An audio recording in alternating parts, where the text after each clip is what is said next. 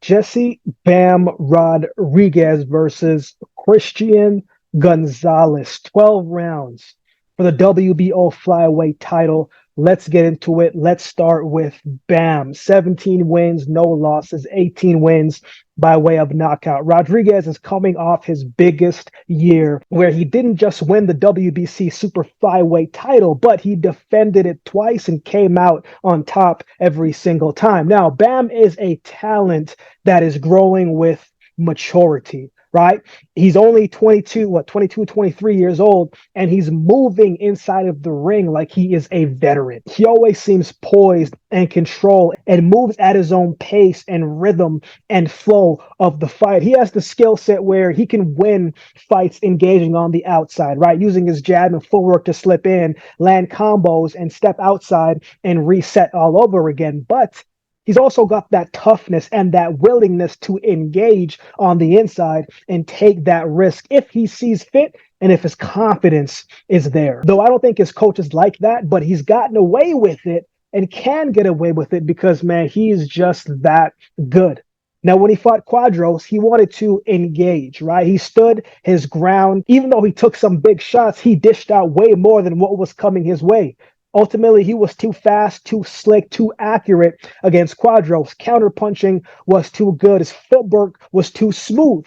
If you watch Bam's fight, you know he takes great angles to find the right openings, to find the best openings, right? He's going to keep going until he finds a way in, and then he's going to try to exploit that, right?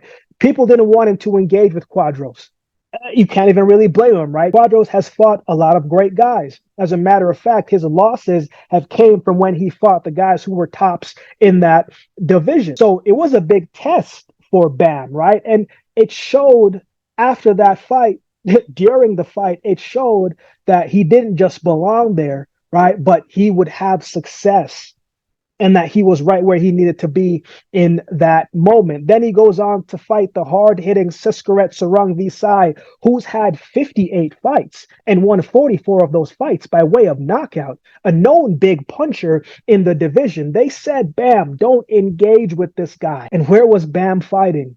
Right on the inside, completely dominating the fight from the inside. He took advantage of two things from Siskaret Visai, his slow feet and his aging speed. His age was starting to show. Some of the combinations that Bam put together in that fight, man, they were really excellent. He's a pretty fighter to watch because how he moves so effortlessly in and out of punches and angles. I mean, he came in, people saying don't engage with the puncher, but he was the one who punches looked a lot bigger than Siskaret Sarung Visai. So he stopped the puncher in a fight that they were telling Tim to be wary of his opponent's power. Now, after those two fights, personally, I'm like, yo, just let the man get some rest. I mean, Bam didn't really need to fight anymore that year, but he fought once more when he fought Israel Gonzalez on the Triple G and Canelo Alvarez fight card. Now, I was not expecting a spectacular performance, right? Personally, from my own experiences, I've been in professional sports long enough to know that after you're on a high, at some point you're going to come down and your performance is not going to be as great. And when you fought two high elite fighters, as Bam did coming into this one of his performances was about to, just not be as great as it was. But I thought Gonzalez fought very well that night. He countered Bam well and didn't show Bam too much respect. Right? He kept throwing shots to kind of keep Bam from having his way around the ring. Bam to me looked like he was just going through the motions of things, and not that he was taking it easy, but you could tell that he was a little bit worn out. But Bam showed good defense. He was consistent throughout the rounds and did what he needed to do to get the win. But he did have to claw back in the second half of that fight to win back some of the early rounds that Gonzalez took advantage of. Right? Both men were throwing good body punches, and it was a very competitive fight. Gonzalez didn't back down, right? He came to fight, and I thought he put forth a good performance, right? I think a fresher Bam, though, would have been able to get the stoppage win. Nonetheless, Bam should be refreshed, re-energized, and ready to put forth another great performance this weekend. Now let's talk about his opponent, Cristian Gonzalez. 15 wins, 1 loss, 5 wins by way of knockout. His only loss came back in 2019 when he lost a split decision in Mexico. Seemed to be a close fight from what the scorecards were saying. this is his first fight outside of Mexico as well. And from what I've seen of him, he's a come forward fighter, likes to throw shots from in close.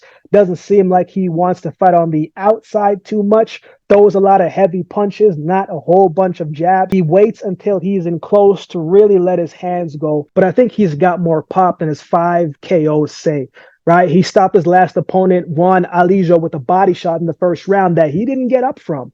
Right? It was a great shot, but at the same time, the guy that he was fighting also had 14 losses on his record as well. So just take that for what it's worth. But he's a guy that's going to be in your face, right? He wants to be in close range. I don't think he has the skills to really be successful fighting on the outside, but if he can get in close and smother some of Bam's attack, right, that can lead to some shots that he can set up and possibly hurt Bam and do damage from in close. But honestly, this is a big step up for him. And I'm not sure he's going to be able to withstand all that Bam is going to put forth on him. He isn't the best defensive fighter either. His footwork is a little stiff. I just think that's going to be a big problem when you fight a guy with great feet and can maneuver around the ring. So who wins? I'm taking Bam to win this one by stoppage, right? And I think it could be a stoppage like when Bam fought Siskaret Sarung Visai, where he overwhelmed him and he didn't have a response and the ref jumped in. I think it's a possibility, right? I think this is how it could play out. Not ruling out the decision play by no means, but I think Bam can stop this guy. And I think this would be a great way to enter a new year and build off all of the momentum that he had last year. Cristian Gonzalez has been dropped before, but never stopped. So it should be interesting, but I'm going to go with Bam winning this one by a late stoppage. What are your thoughts on this fight? Who do you have winning this one? Let me know in the comment section below. If you'd like to support the channel, there's a couple ways you can do so. You can like, comment, share, and subscribe to the channel. If you'd like to support by way of donation, you can find options in the description below. Also, my Cash App handle will be on screen as well. Any amount goes towards the growth of this channel and will be greatly, greatly appreciated. We recently just launched a membership on the channel. I don't always have time to do all the videos you guys suggest, but if you become a member, you'll have access to a suggested video priority that I'll do my best to get done for you. Or if you would just like to join the membership and just to support the channel, that would be greatly appreciated as well. Again, thank each of you for your continued support. Thank you for watching the videos, and thank you for always sharing your thoughts in the comments section below. So with all that being said, see you next time.